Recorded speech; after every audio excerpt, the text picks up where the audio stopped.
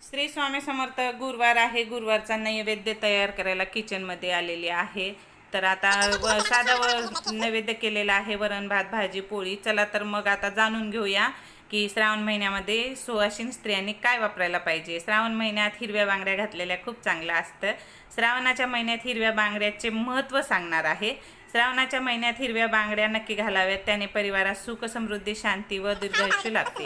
हिंदू संस्कृतीनुसार तांबे सोने चांदीच्या बांगड्या आपल्या जीवनात पवित्रता आणतात. काचेच्या बांगड्या आपल्या जीवनात प्रकाश ऊर्जा पॉझिटिव्ह व्हायब्रेशन आणत असतात. तर पूर्ण श्रावणमध्ये हिरव्या रंगाच्या बांगड्या घालायचा प्रयत्न नक्की करावा. आणि झालं तर आपण स्वामी महाराजांची पूजा वगैरे करतो त्यावेळेस आपण प्लास्टिकच्या बांगड्या आपल्या हातात नसाव्या, काचेच्याच घालायचा प्रयत्न करावा.